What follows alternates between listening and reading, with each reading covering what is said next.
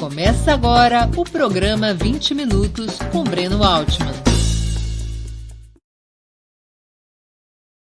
Bom dia! Hoje é 1º de setembro de 2021.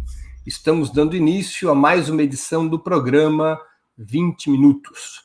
Nosso convidado é Leidiano Farias, dirigente da Consulta Popular. Com esse encontro, damos continuidade à série com líderes de partidos extraparlamentares, para conhecermos melhor suas trajetórias, o que pensam e como atuam. Antes de começar a conversa, gostaria de pedir que façam uma assinatura solidária de Opera Mundi em nosso site ou se tornem membros pagantes de nosso canal no YouTube. A imprensa independente e Opera Mundi precisam da sua ajuda para se sustentarem e se desenvolverem. Também peço que curtam e compartilhem esse vídeo, além de ativarem o sininho do canal. São ações simples que ampliam nossa audiência e nossa receita publicitária. Nossos espectadores e nossas espectadoras também poderão fazer perguntas ao convidado. Basta escrever nas áreas de bate-papo das plataformas.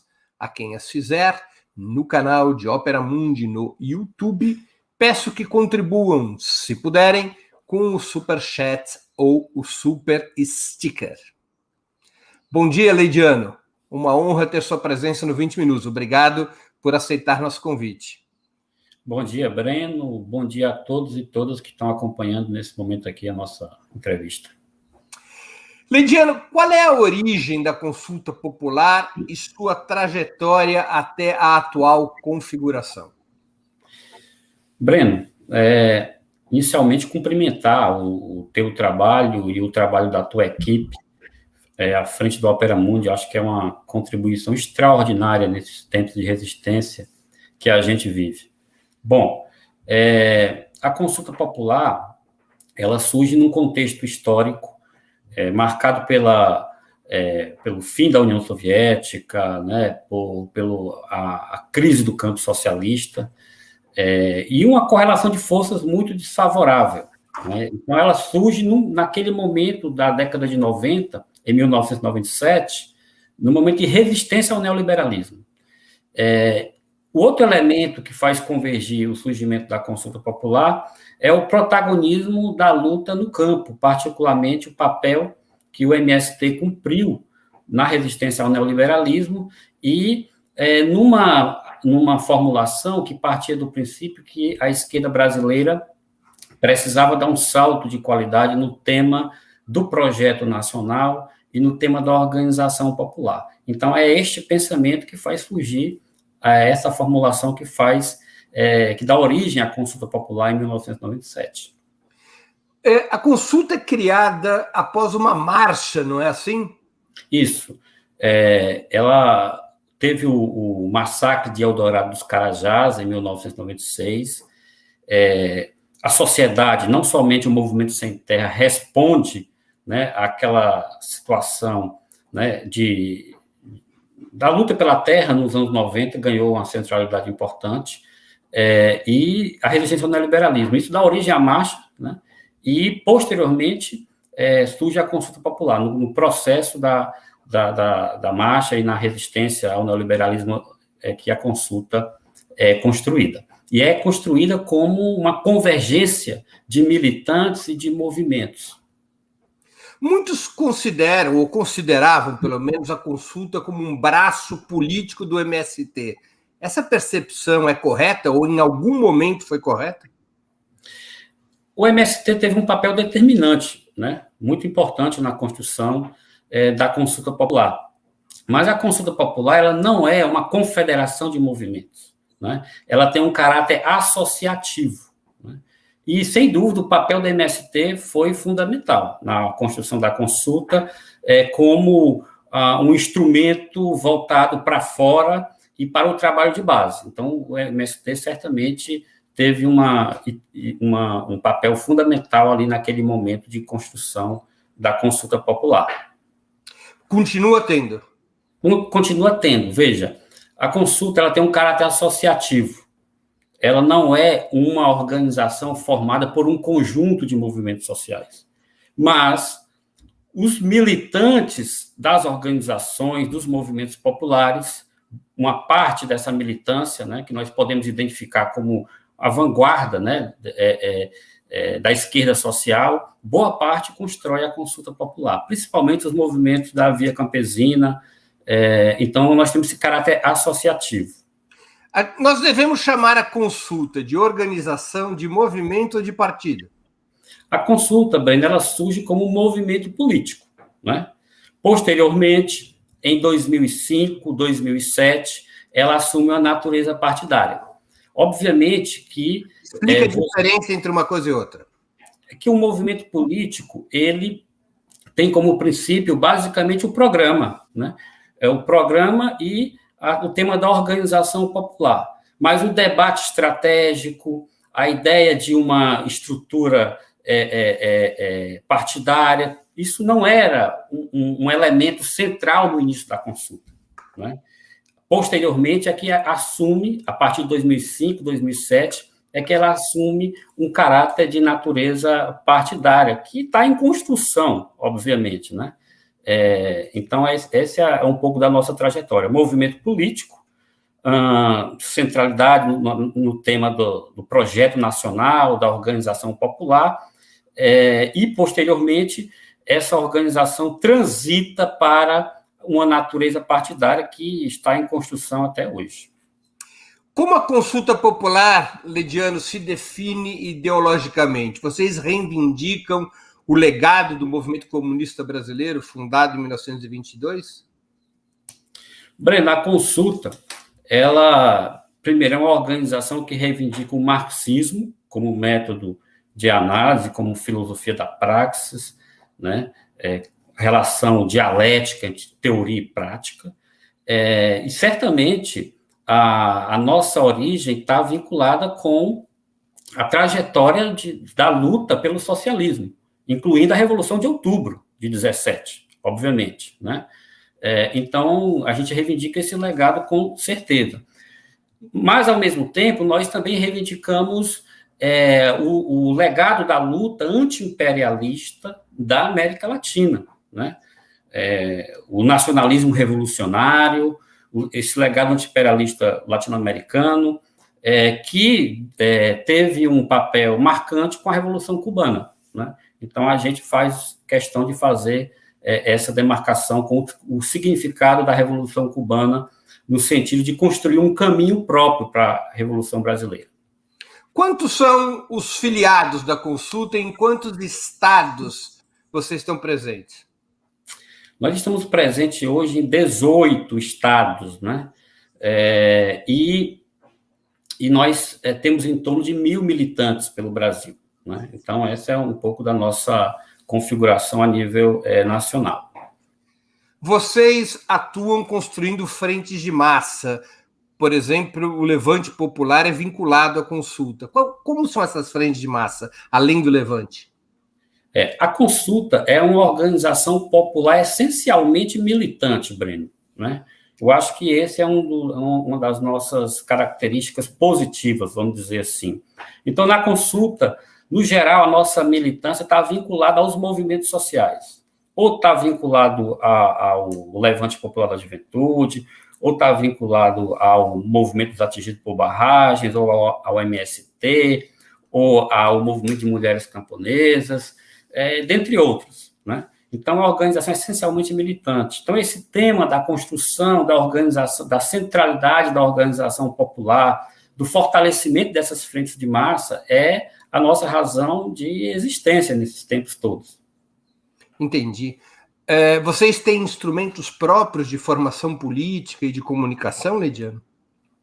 Sim, temos uma formação política própria da nossa organização, de comunicação também, estão em processo, vamos dizer assim, de construção ainda, né? Mas temos sim. Vocês já participaram de eleições para o parlamento ou para o poder executivo, ainda que tenha sido com candidatos filiados por outras legendas? Sim, na última eleição, nós estamos, neste momento, fazendo esse debate na consulta popular sobre como combinar as formas de luta, a luta eleitoral, a luta social, a luta ideológica, como é que a gente faz uma justa combinação dessas formas de luta, claro, dando centralidade à construção da força social de massas, mas como é que a consulta popular dá um salto no sentido de fazer uma combinação adequada dessas formas de luta. Então, na eleições passadas, nós já tivemos algumas experiências de candidaturas próprias, filiadas ao Partido dos Trabalhadores. Vocês não têm registro eleitoral, aliás. Por qual razão? Dificuldade em atingir essas metas mínimas ou opção política? Foi uma opção política, já desde a nossa construção. Não que a gente negue a luta eleitoral, né? Mas naquele momento de construção da consulta, tinham outros instrumentos que estavam com essa tarefa e dedicado à luta eleitoral, né? Então, a gente partiu do princípio que teríamos que construir, dar centralidade ao tema da força social de massas, ao fortalecimento das frentes. E o desafio hoje é como fazer essa combinação das formas de luta. Vocês pretendem buscar registro eleitoral próprio? Não temos esse debate internamente, mas temos o debate de participar com mais intencionalidade da luta eleitoral. Esse é um debate que está sendo feito atualmente na consulta, no nosso processo congressual que está em curso, né? Então, a gente não está nos nossos planos registro, mas temos o debate de fazermos um alargamento da nossa estratégia do ponto de vista de trabalhar essa combinação das formas de luta. Está em debate. Muitos dos documentos da consulta falam em um projeto popular para o Brasil. Isso parece ser, digamos, o eixo estratégico da consulta. O que vem a ser o projeto popular para o Brasil? Breno, primeiro, levar em consideração que o projeto popular para o Brasil parte do princípio que a Revolução Burguesa no Brasil foi uma revolução conservadora, né?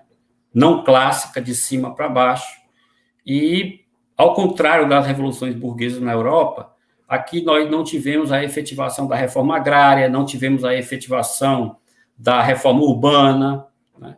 As reformas democráticas e populares. E, na nossa avaliação, só um projeto popular com centralidade numa força social de massas é que pode levar essas tarefas pendentes à frente. Entretanto, nessa fase, nesse projeto democrático e popular, e nesse projeto popular para o Brasil, portanto, ele já combina tarefas socialistas com tarefas capitalistas, ou seja, não é uma fase, né, não é uma revolução burguesa, ou seja, o que está em jogo para nós não é uma revolução burguesa, porque as relações sociais capitalistas no Brasil já são hegemônicas, né? Ou seja, não está em debate a revolução burguesa. O que está em debate é a construção do socialismo. E o projeto popular pauta a construção de uma força social de massas que leve à frente essas reformas estruturais, né? E aí combinando tarefas de natureza capitalista com tarefas de natureza socialista, a propriedade social, né? E assim por diante. Então, é uma formulação que tem inspiração, Breno, no Programa Democrático Popular de 87. Que é a resolução do 5º Encontro Nacional do Partido dos Trabalhadores, né? Talvez o documento político mais importante do PT nos anos 80. Isso. Entendi. Nós temos aqui algumas perguntas já, vou te ler uma delas, do Victor de Oliveira Rodrigues. Ele pergunta: é possível ser militante do PT, da Consulta e do MST ao mesmo tempo? É possível. Já temos essa configuração. Podemos encontrar exemplos assim, mas não é a regra, no geral, né? Mas já temos essa configuração. Agora, evidentemente que quando adentra-se na consulta popular, faz-se a opção pelo centralismo democrático, né? Então, essa é uma...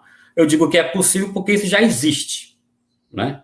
Mas, obviamente, que a consulta funciona pelo o método de funcionamento do centralismo democrático. Então, isso já até encontramos casos assim.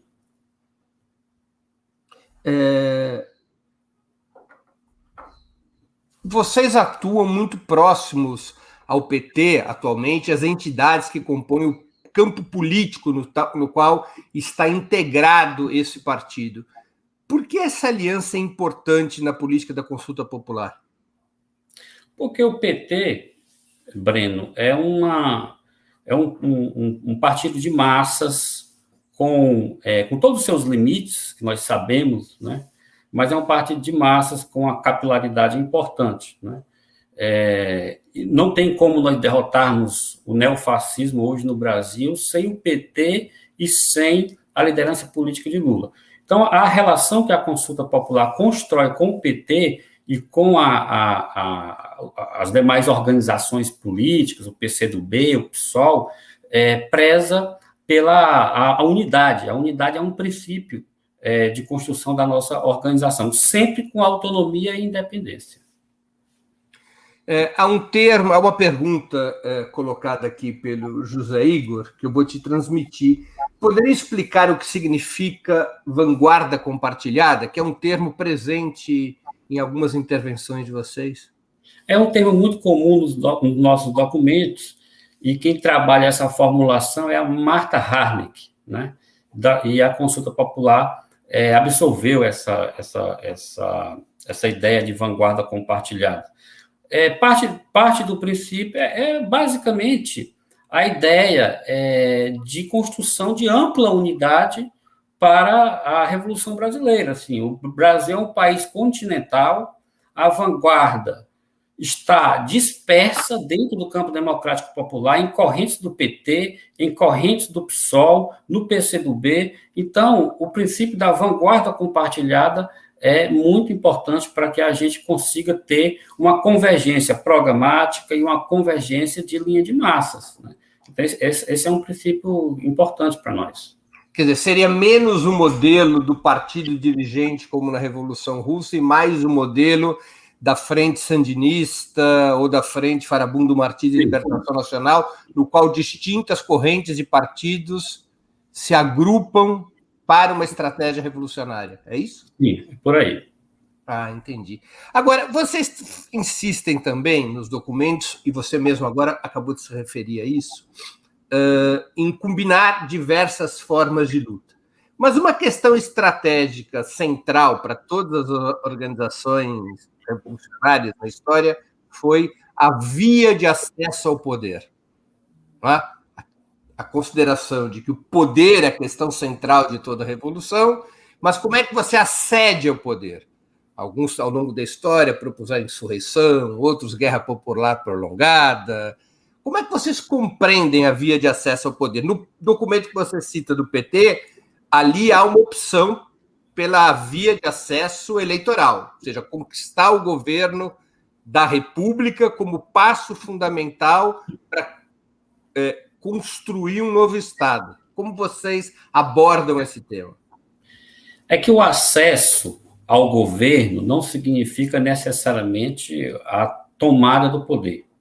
Mas o acesso ao governo popular pode ser um acúmulo de forças importante, que pode, via reformas democráticas e populares, pode polarizar a sociedade e isso culminar num momento insurrecional, né?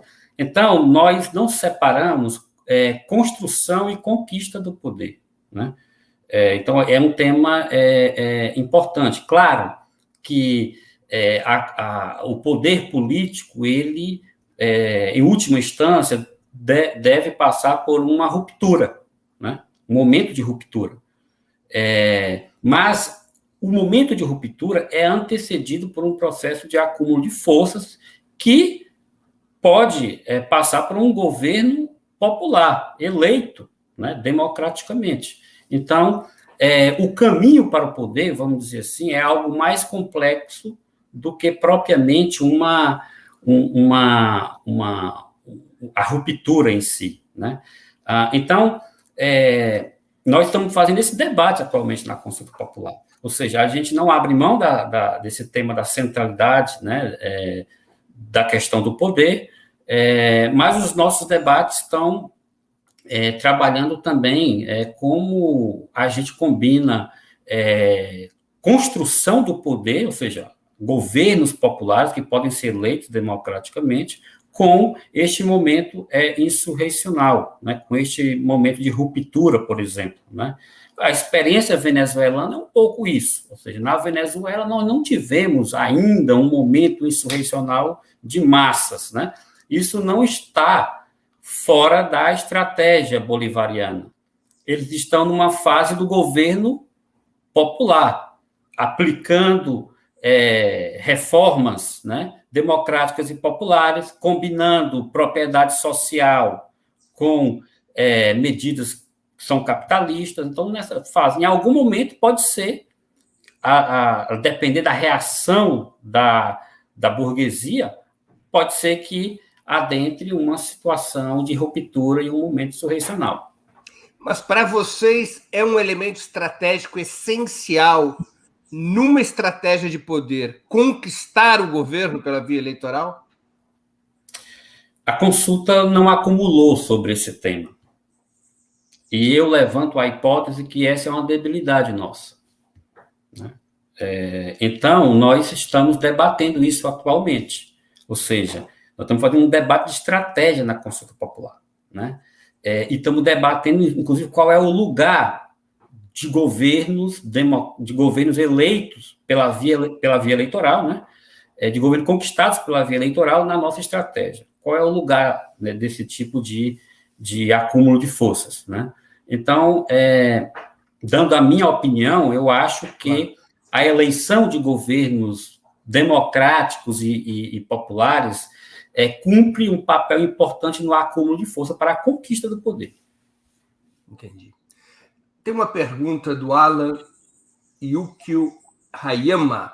A Frente Brasil Popular seria essa frente, ou essa vanguarda compartilhada? Eu estou aqui interpretando um pouco a pergunta dele, mas acho que é isso que ele quis dizer. Eu acho que pode ser um ponto de partida, mas eu acho que é uma construção muito mais complexa do que a própria Frente Brasil Popular. É uma construção que envolve não somente os movimentos sociais, mas que envolve as direções partidárias. É um processo longo, na minha opinião, mais complexo do que a Frente Brasil Popular é uma frente de resistência ao golpe, né? Ela não foi construída para essa tarefa, né? Mas a convergência dela com a Frente Povo Sem Medo, com todo um debate que pode vir a acontecer nos partidos, pode levar a essa construção. Tem uma pergunta da Sueli Levi, um pouco você já respondeu, mas queria registrar. A consulta pretende ser um partido? Não pretende ser um partido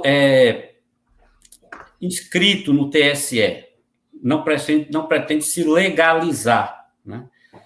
Mas ela está num debate interno de alargamento da estratégia, né? Está num debate interno de debate estratégico. O fato de nós não sermos legalizados não quer dizer que a gente negue a luta parlamentar ou a luta eleitoral, né? Então, isso é importante para registrar. Entendi. Já que vocês não pretendem ter registro eleitoral próprio, não faria mais sentido a consulta ser uma corrente interna do PT? Bom, nós fizemos a opção de nos construirmos como organização própria autônoma, né?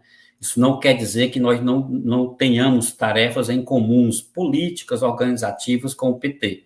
Mas, por enquanto, nós continuamos com esse projeto de construir uma organização própria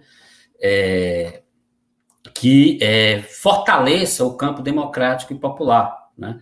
Então, não por acaso nós lançamos candidaturas em 2020 pelo PT, não temos nenhuma objeção quanto a isso. Mas, como eu te falei, estamos num processo bastante intenso de debates na consulta sobre estas formulações, né? Inclusive, como se dará a nossa relação com o campo democrático popular no próximo período, com o PT, com a liderança de Lula, tá debate intenso na nossa organização. O que eu estou demarcando contigo é o que nós somos hoje. Sim, mas qual a razão de se constituir como uma organização autônoma? É pelo fato de que nós avaliamos que a estratégia do PT, Breno, ela foi rebaixada a partir dos anos 90, principalmente ali por volta de 1995, e nós avaliamos que o tema da organização popular, do projeto nacional, né, ou projeto popular, requeria uma organização própria. Uhum. Na origem da consulta, não havia uma avaliação, pelo menos de alguns expoentes do movimento que levaria a consulta naquela época, não havia uma avaliação de que o PT já estava perdendo funcionalidade política, de que o PT era um projeto derrotado? Existia, sim, essa avaliação, ela foi chamada na consulta de fim do ciclo PT. E nós estamos debatendo o nosso processo congressual justamente para fazermos um balanço dessas formulações. Está sendo feito um balanço dessas formulações, onde acertamos, onde erramos. Quando que vocês vão realizar o congresso? É uma assembleia que chama, né? É uma assembleia, em fevereiro de 2022. É a 7ª assembleia? É a 6ª. É a 6ª assembleia. A 5ª levou o nome da Zilda Xavier, e a 6ª terá o nome de quem? Ainda não definimos. Brevemente eu te informarei. E vai ser quando? Eu perdi Será em fevereiro, né? Fevereiro de 2022.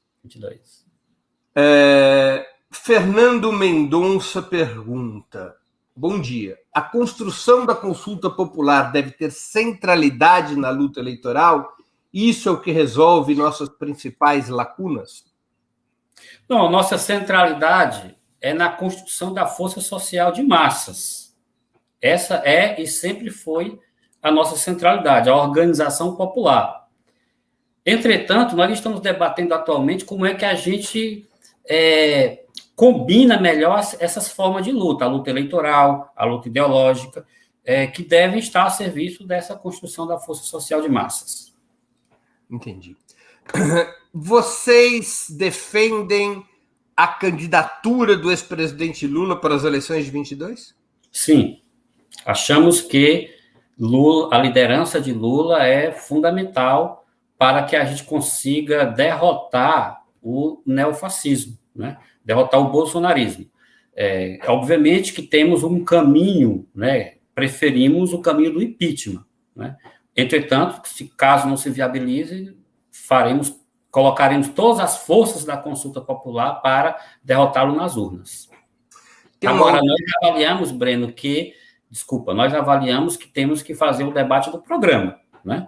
E a consulta popular pretende incidir nesse debate do programa, nessa questão de qual proposta nós vamos apresentar para o Brasil.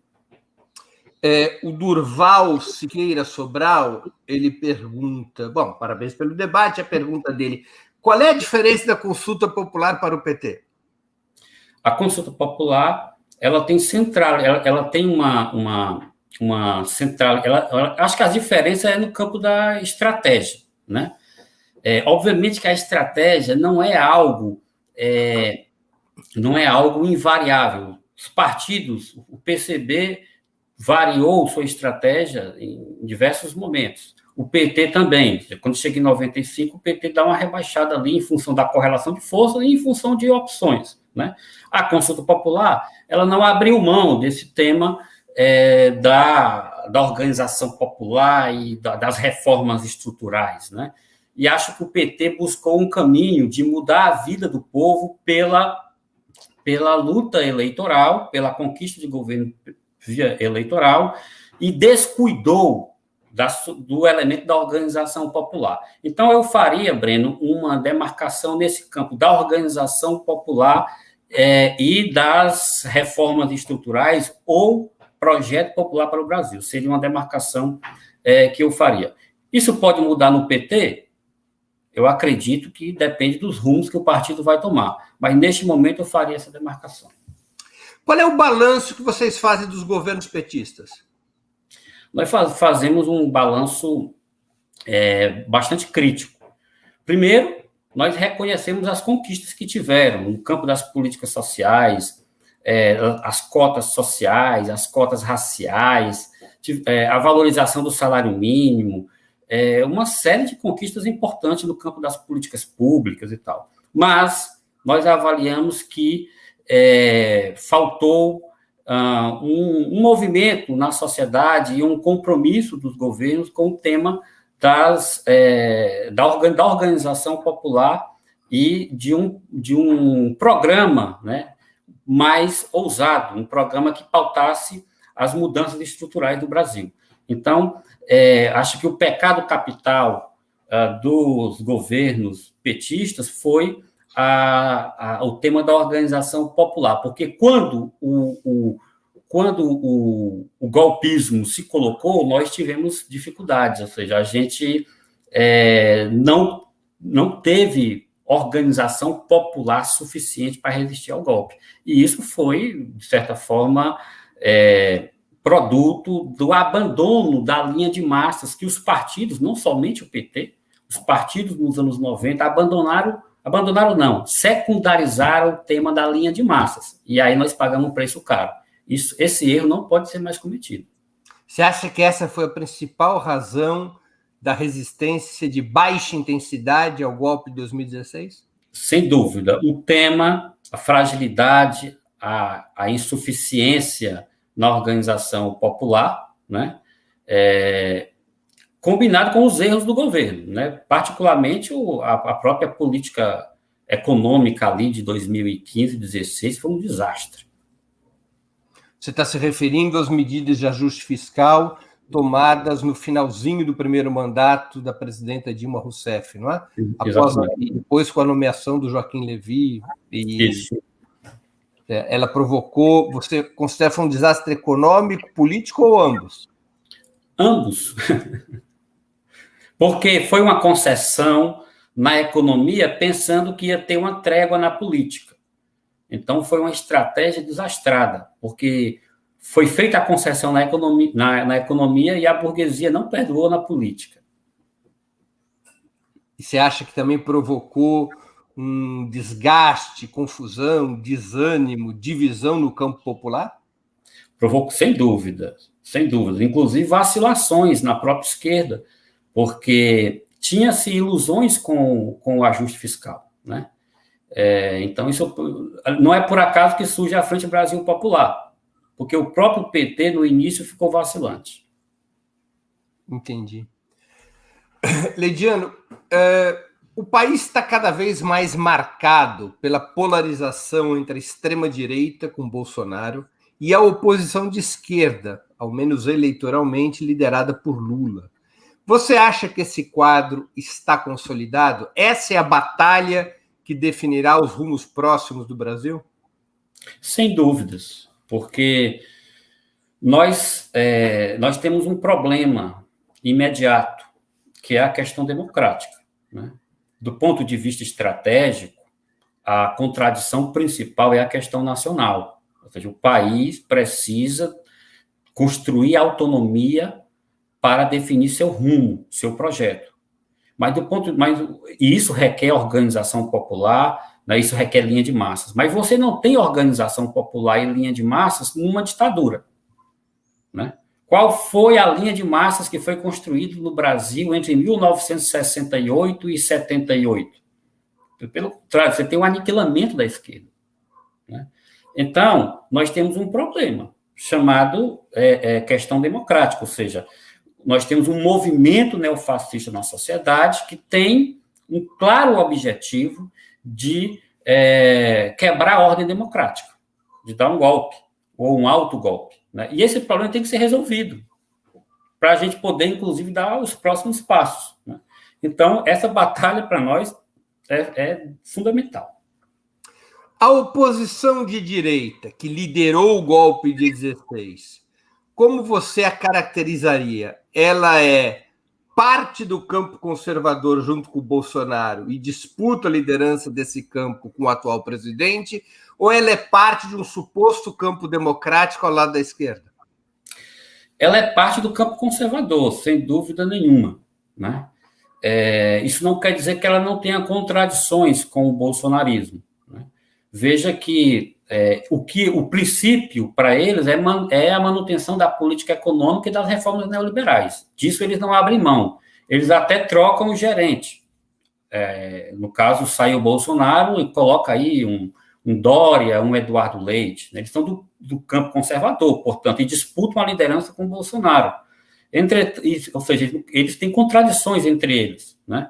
E acho que isso coloca a nossa tarefa de ter força própria e de construir uma força social que nos dê condições de derrotar o bolsonarismo e, ao mesmo tempo, derrotar a política neoliberal que está aí, que está destruindo o país. Entendi. Tem uma outra questão da Carina Bispo. O fascismo se derrota em processos eleitorais ou nas ruas, no trabalho de base com o povo? Se Lula ganhar em 2022, no dia seguinte, o fascismo e o bolsonarismo acabam? Para derrotar o fascismo, você pode combinar tudo isso, né? Você pode desde fazer o trabalho de base, organização popular, até a derrota eleitoral.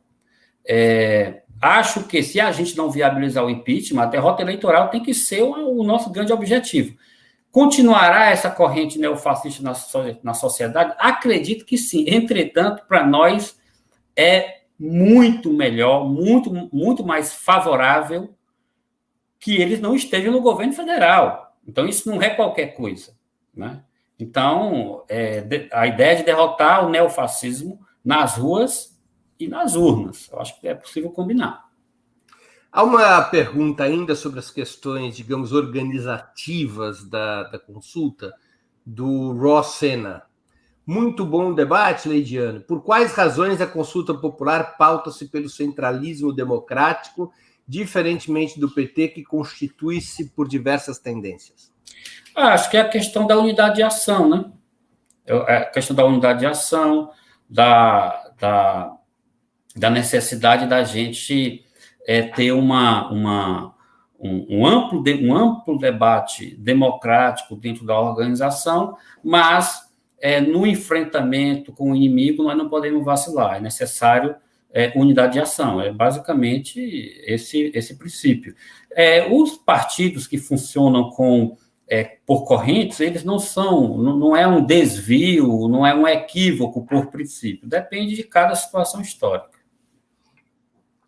Tem uma questão do Ivan Siqueira que tem a ver com algo que você já falou, que é a incidência que a consulta popular pretende ter no debate programático para 2022 ou quando ocorrer eleições presidenciais.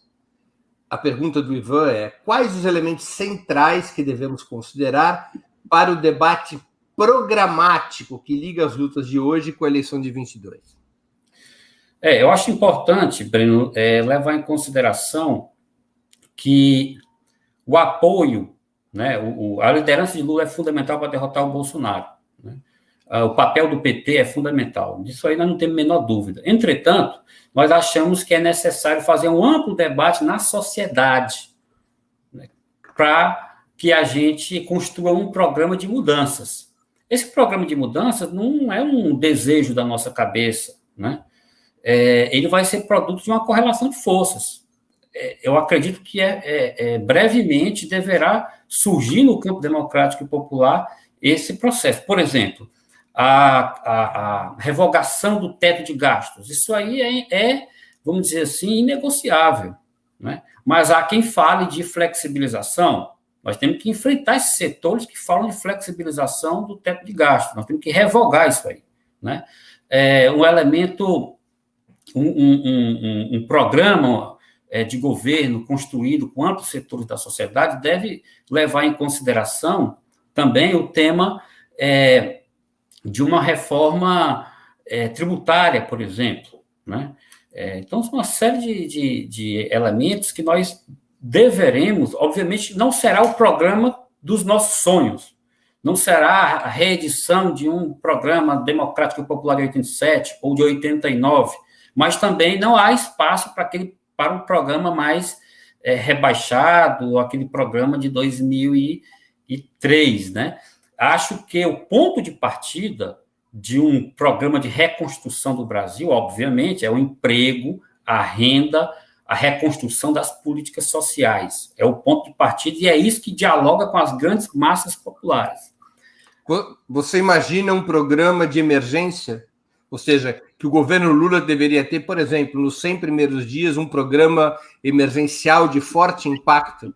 Sem dúvidas, sem dúvidas. Recomposição, retorno da política de valorização do salário mínimo, recomposição das políticas sociais que foram destruídas, um programa emergencial, né, de emprego, renda, isso é fundamental, né?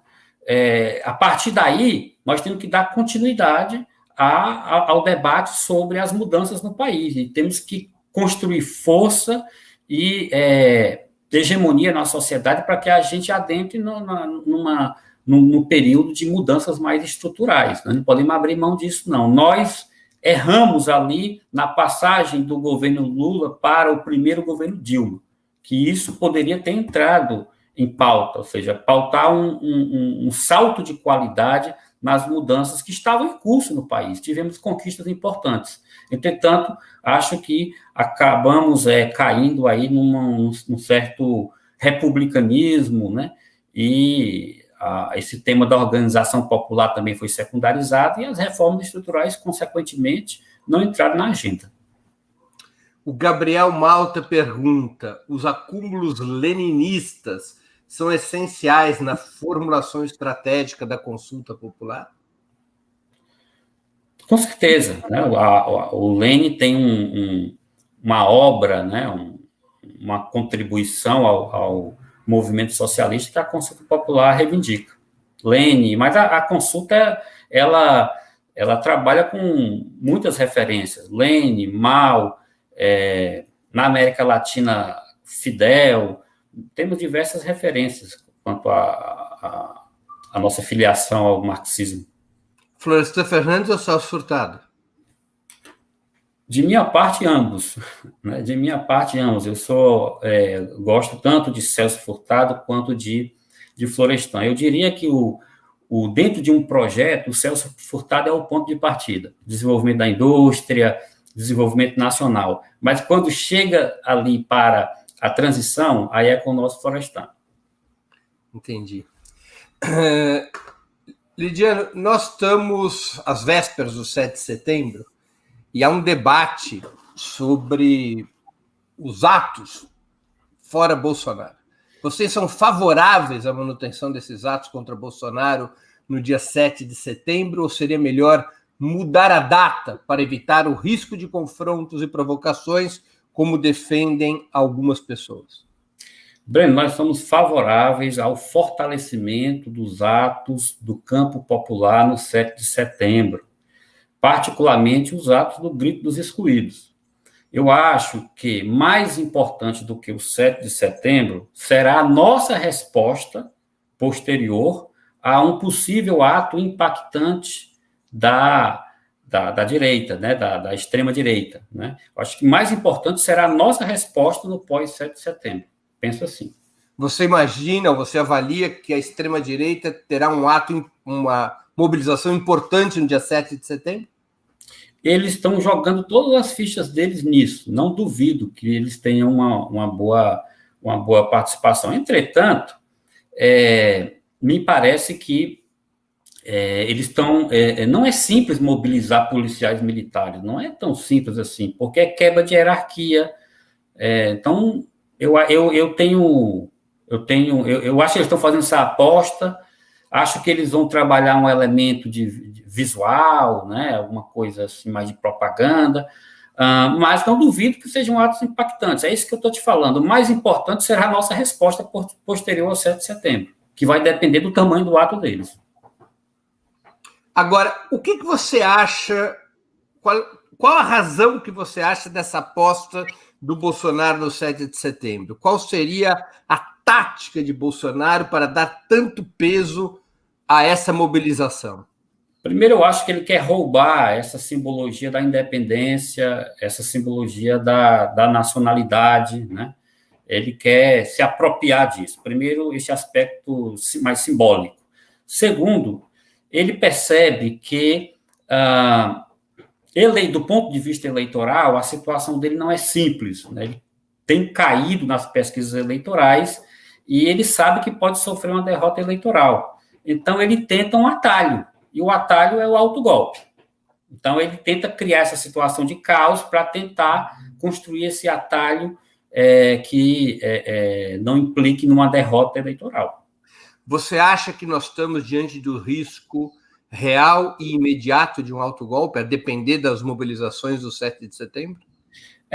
Eu acho que o 7, com certeza, isso não pode ser subestimado.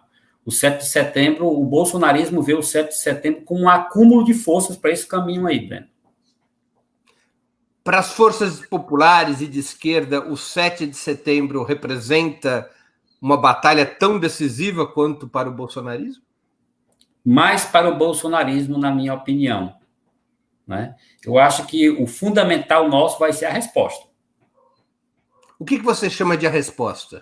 Tipo assim, se o 7 de setembro for impactante do ponto de vista do ato bolsonarista, nós teremos que dar uma resposta à altura, né? Porque a nossa mobilização no 7 vai ser aquela tradicional, não vai ser para além do que nós já construímos tradicionalmente. Entendi. Agora, e o 12 de setembro? Data para a qual o MBL, que talvez seja o setor mais mobilizado da oposição de direita, também está convocando mobilizações. Acha que a oposição de direita, através do MBL, tem capacidade de mobilização social nesse momento? O MBL tenta meter uma cunha nessa polarização. Sinceramente, acho muito difícil. Você acha que tende a flopar? Eu acho que não vai ser um ato que eles vão passar vergonha, mas acho que também não será de grandes proporções, né, imagino.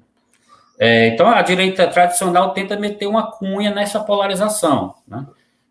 O MBL está fazendo essa aposta.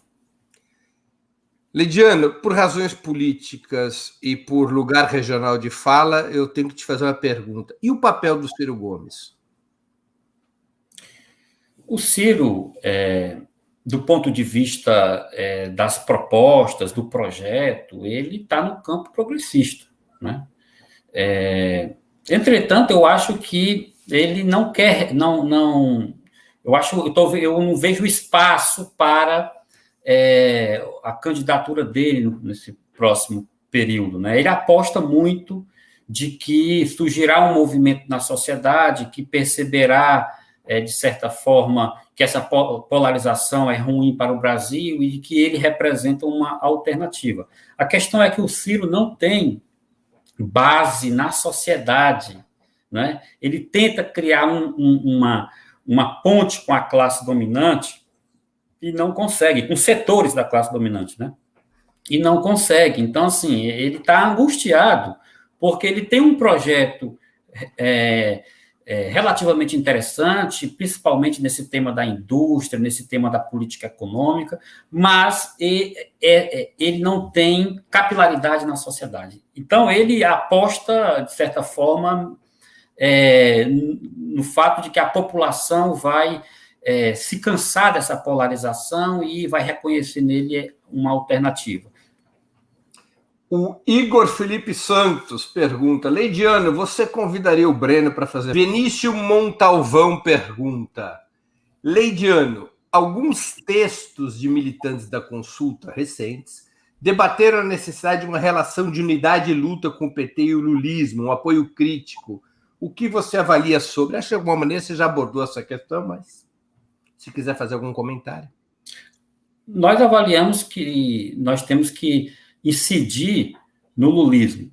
O lulismo é um fenômeno político de massas, é a forma pela qual as grandes massas populares participam da política no Brasil, né? E nós temos que incidir no lulismo do campo democrático e popular, disputando para uma estratégia superior, para uma estratégia de mudanças estruturais, para uma estratégia que acumule para a própria Revolução Brasileira. Não tem nenhuma novidade contra isso. Tem uma pergunta, eu acho que é uma moça, Mercante. Leidiano, qual a posição da consulta sobre a articulação das esquerdas com as lideranças evangélicas? Correta. Eu acho que o bolsonarismo se apropriou, né, desse público evangélico, e acho que é corretíssimo a gente criar pontes com o público evangélico, principalmente nas grandes periferias. Entendi. Leidiano, há 5 anos, um golpe derrubou o governo Dilma Rousseff. Os 5 anos se completaram ontem, dia 31 de agosto, e encerrou o ciclo de governos liderados pelo PT. O que fazer de diferente para evitar que um novo governo de esquerda tenha o mesmo destino? Breno, o governo Chaves, né, a eleição de Hugo Chávez na Venezuela, inaugurou esse ciclo, né, de certa forma.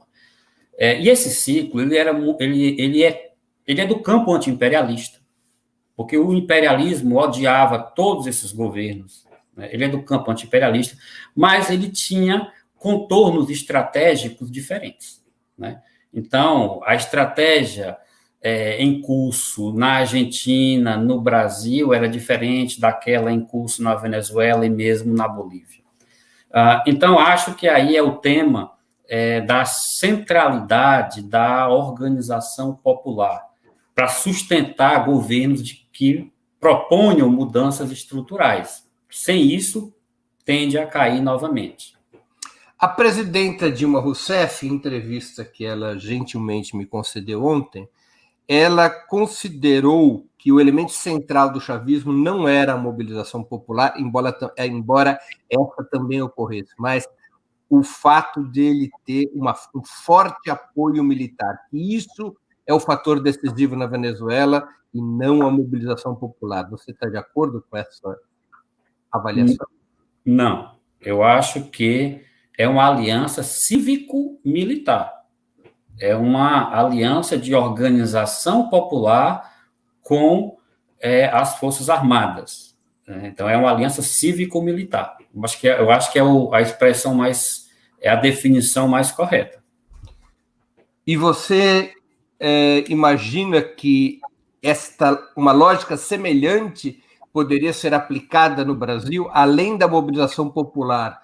Você vê condições de se criar, e como isso poderia ser feito, um apoio militar ou de parte das Forças Armadas a um projeto popular? Eu acho que são realidades diferentes, Brasil e Venezuela, são tradições diferentes. Neste momento, não vejo espaço para alianças, né, táticas ou estratégicas, não vejo espaço de aliança com o setor das Forças Armadas, neste momento, não vejo. Agora, eu acho que nós temos que fazer um movimento em torno da reforma daquele artigo 142 da Constituição, porque ele coloca as instituições, de certa forma, sob tutela das Forças Armadas. Então, nós temos, Breno, que no próximo período, para, inclusive, fazer avançar esse projeto popular, esse projeto de mudanças, nós temos que reformar aquele artigo lá, da Constituição. Mediano, a gente está chegando ao final da entrevista. Eu sempre faço 2 perguntas aos nossos convidados. A primeira é qual livro leu ou está lendo durante a pandemia e gostaria de indicar, de sugerir aos nossos espectadores.